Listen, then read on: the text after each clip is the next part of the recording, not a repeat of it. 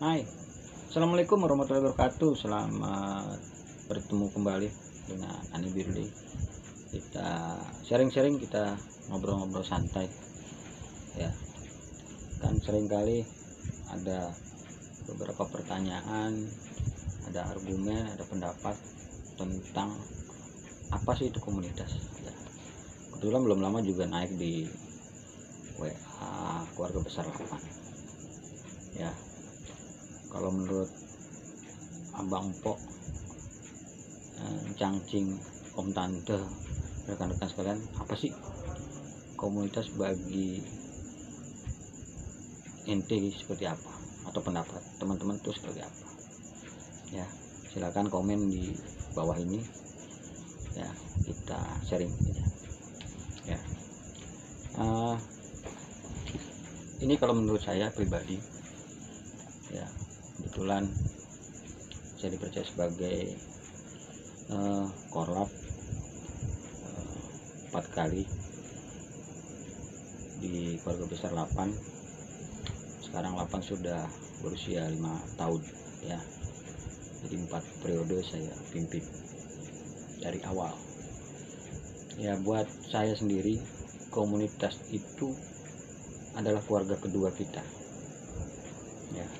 Begitu kita on beat keluar dari rumah untuk narik, untuk ngebeat, maka keluarga kita adalah komunitas, rekan-rekan ojol ya, yang akan memperhatikan kita ya. Luar biasa bukan ya? Yang mungkin selama ini kalau teman-teman beraktivitas, kalau sakit, kalau mungkin trouble motor, nggak ada yang merhatiin ya. Tapi begitu rekan-rekan masuk komunitas, itu banyak yang akan merhatiin. Kita sakit pasti jenguk ya, kita nggak nongol pasti ditanyain. Begitu kita trouble naik, banyak yang merapat, banyak yang bantuin ya, seperti itu. Dan itu mungkin belum pernah terjadi sebelum rekan-rekan masuk ke dunia ojek online atau komunitas ya. Nah, bagaimana teman-teman yang tidak berkomunitas ya? Untung-untungan, hoki-hokian. Kalau trouble di jalan lagi dorong, ketemu teman-teman rekan-rekan ojek yang lain, kalau dia beruntung ya ditolongin, dibantu. Kalau enggak ya keberuntungan sendiri ya, seperti itu kalau tidak berkomunitas. Tapi kalau berkomunitas pasti dibantu ya. Karena di saya sendiri, kalau ada anggota yang tiba-tiba trouble, itu saya pasti kalau dekat pasti akan merapat ya. Kalau posisi jauh pasti saya kontak ke rekan-rekan yang punya wilayah tentunya untuk minta bantuannya ya, seperti itu salah satunya ya. Selain dapat teman banyak ya, selain dapat silaturahmi ya, dapat saudara segala macam di ojek online ya, itu salah satunya bagian bahwa komunitas itu merupakan keluarga kita kedua ya. Pertama tetap keluarga kita yang di rumah. Selanjutnya bahwa di komunitas itu adalah tempat kita saling berbagi ya, sama juga ya, tolong menolong juga seperti itu. Tempat kita sharing ya, entah masalah kehidupan lain, masalah keluarga, atau bahkan mungkin masalah di perojolan, aplikasi lah segala macamnya ya. Nah, itu kan tidak pernah didapat sama teman-teman yang mungkin tidak berkomunitas ya. Dia mau sharing gimana, dia mau ngomong sama siapa ya? Mungkin ketemu sama yang mungkin dia kenal juga, atau ketemu di jalan dia sharing seperti itu ya kan. Tapi kalau di komunitas kan pasti kita akan coba sharing ya, mengenai ojol, mengenai aplikasi segala macam lah. Kita bisa saling berbagi ya, saling bantu. Sosialnya juga pasti lebih kuat di komunitas ya, seperti itu. Itu yang kedua. Yang ketiga, kalau ada permasalahan-permasalahan di lapangan ya, dengan konsumen komunikasi ya. Paling tidak komunitas punya solusi ya, punya solusinya harus seperti apa dan harus bagaimana ya. Tentu saja komunitas itu harus pandai-pandai bergaul ya sama teman-teman ojol lain atau bahkan sama pihak manajemen ya, seperti itu. Karena hubungan dengan pihak manajemen itu perlu dilakukan ya.